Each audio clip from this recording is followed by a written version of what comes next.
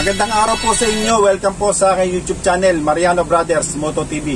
Nandito na naman tayo para makapagbigay sa inyo ng mga kaalaman, mga tutorial at mga tips patungkol po sa ating mga motor. Particular po dito sa ating magiging topic ngayon, ito po ay tungkol sa ating engine oil ng ating mga motor. Marami po kasi nagtatanong mga brothers, para saan daw ba yung langis na semi-synthetic? Yan po ang karamihan tanong ng ating mga kaibigan tungkol po dito sa ating semi-synthetic oil. Kasi po mga brothers, kung mapapasin nyo, marami pong klase ng langis, iba't ibang klase. May mineral oil, mayroong semi-synthetic, mayroong polysynthetic, at iba't ibang klase ng oil na pang-diesel at pang-gasolina.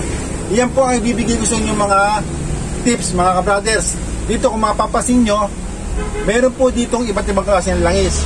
Dito po sa unahan, meron po tatlong klase ng langis na pang-underbone. Ito po ay 10W40 na semi-synthetic na shell.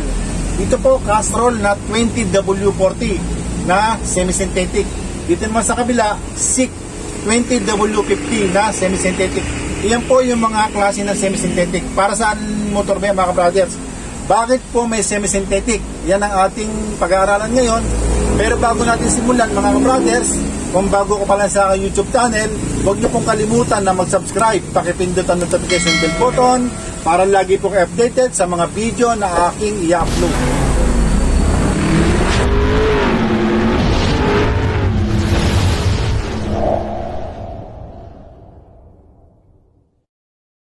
Simulan na po natin mga brothers sa ating topic tungkol po dito sa ating mga langis na semi-synthetic, yung ating topic.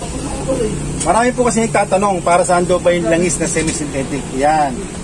Pero bago natin simulan mga brothers, ipapaalala ko lang po sa inyo yung ating pinag-aaralan ngayon. Ito po ay tungkol sa ating mga motor na langis. Kasi po may mga langis na hindi pang motor, meron po pang diesel, pang mga sasakyan.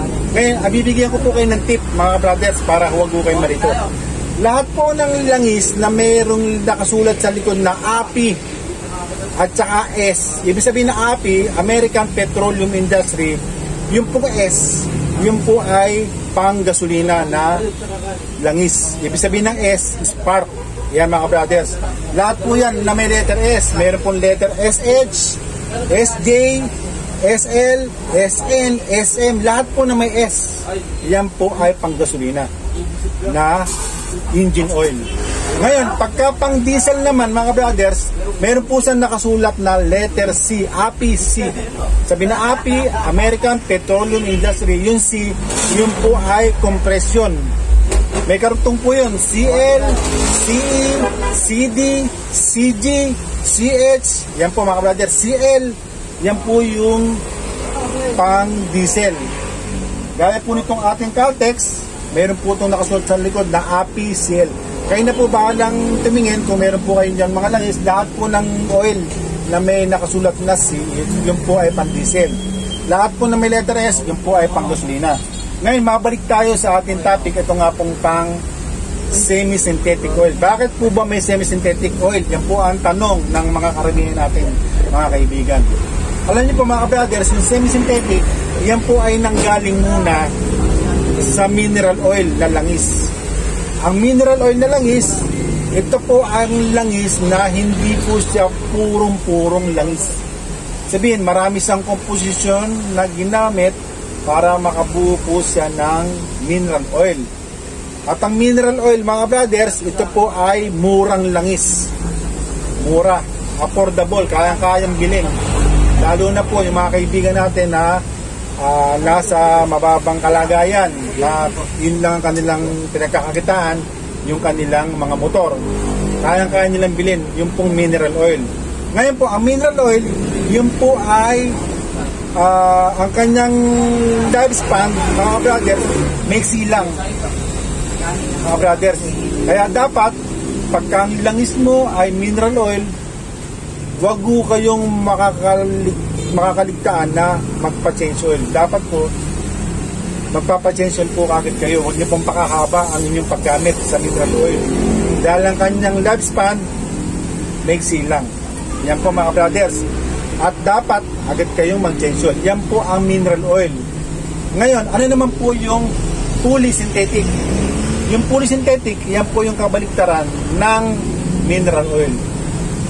Kung ang mineral oil ay mura, ang ating pong langis na fully synthetic, yan po ay mahal, expensive mga ka-brothers. Kung ang mineral oil ay maiksi ang kanyang lifespan, ang fully synthetic, ang kanyang lifespan po ay mahaba. Kaya pagka nag-change oil kayo, ang gamit nyo ay fully synthetic, kahit na hindi agad kayo mag-change oil, okay lang po yun dahil ang kanyang lifespan ay mahaba. Ngayon, kung ang mineral oil ay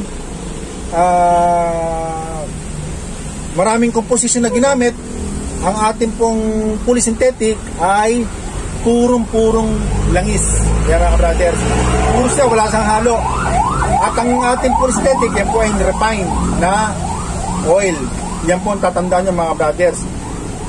Ngayon, ang kaibahan nga lang po talagang napakamahal talaga nitong ating fully synthetic kung ikukumpara sa ating mineral oil. Ibig sabihin, kabaligtaran po ng fully synthetic ang mineral oil. Yan po ang dalawang langis, mineral oil at saka fully synthetic. Ano naman po yung semi-synthetic? Yan po yung nasa gitna ng mineral oil at saka fully synthetic. Kung ang mineral oil ay mura, ang fully synthetic ay mahal, ang semi-synthetic nasa gitna lang siya mga brothers. Hindi sa mahal, hindi sa mura. Kung ang mineral oil ay hindi purong langis, may mga composition na ginamit, ang fully synthetic ay purong langis at na-refine, ang ating semi-synthetic na oil ay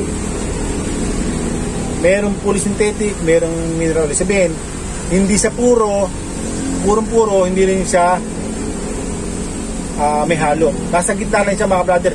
Ika nga, 50-50. Kung sa buhay ng tao, ito po ay nasa middle class mga brothers. Yan ang tatandaan niyo mga brother. Ngayon, kung ang mineral oil ay mababang maiksi ang kanyang lifespan, ang fully synthetic ay mahaba ang kanyang lifespan, ang semi-synthetic nasa gitna. Hindi sa mababang lifespan, hindi maiksi, hindi mahaba. Yan po ang ating semi-synthetic. At karamihan dyan mga brothers, tatandaan nyo, nasa gitna lang siya ng fully at saka ng semi-synthetic, ng mineral oil. Ngayon, karamihan po mga brothers sa semi-synthetic, ginamit po yan, ginawa sa ating oil na pang-scooter. Ngayon, kung mapapasin nyo, dito po mga brothers, meron tayong dito mga langis. Ito po ay shell na pang-scooter. Ito po ay semi-synthetic pang-scooter po mga brothers. Ang shell po mga brothers na pang-scooter, semi-synthetic, hindi po sila gumawa ng mineral oil. Ayan mga brothers, hindi sa mahal, hindi sa mura, nasa tamang presyo lang mga brothers. Ngayon, yung ating Caltex mga brothers, ang kanyang pang-scooter ay semi-synthetic. Wala akong Caltex na ginawa na pang-scooter na mineral oil. Majority po sa mga langis na pang-scooter ay semi-synthetic. Ngayon, ito pong ating Castrol. Nakasulat po synthetic technology. Semi-synthetic. Lahat po ng langis na nakasulat ay synthetic blend, synthetic base, at saka synthetic technology. Yun po ay semi-synthetic. Hindi po sa puro fully synthetic. Yun pong Castrol, ganyan po scooter. Ngayon, yung ating PTT na pang-scooter, ito po ay semi-synthetic. Ayan. Karamihan po mga ka-brothers ng ating pang-scooter na langis, karamihan po mga ka-brothers, puro semi-synthetic. Ayan. Ngayon po, meron naman pong ginawa na hindi semi-synthetic yung fully synthetic. Ang pagtandaan ng mga brothers, nakasulat naman. Ang nakasulat sa kanya, fully synthetic. Meron din pong ginawa, pero mangilan-ngilan lang po mga brothers. Ito po mga brothers, nakasulat 100% synthetic. Pag sinabing 100%, ibig sabihin niya fully synthetic. Ayan. Karamihan po puro semi-synthetic po ang ginamit sa mga pang-scooter na engine oil. Ayan mga brothers, sana po nakaintindihan nyo. Ngayon mga brothers, Sana po nakatulong sa inyo itong ating video ginawa tungkol po dito sa semi-synthetic. Ulitin ko, yung semi-synthetic, ito pong presyo nito ay para dun sa hindi masyadong mura, hindi naman po masyadong mahal. Nasa middle class lang siya, nasa middle na presyo, nasa gitna, mga brothers. Kaya nasa sa inyo po, kung ang kukunin nyo ay mumurahin, yun po yung mineral oil, yung polysynthetic, yung mamahalin na langis, o yung nasa presyong affordable lang, mga brothers. Yung tama lang, hindi sa mura, hindi sa mahal. Yan po yung semi-synthetic. Sige po mga brothers, hanggang dito lang. At sana po nakatulong sa inyo to. At sige po, magkita-kita po tayo ulit sa mga susunod kong mga video. Maraming pong salamat. Mabuhay po kayong lahat.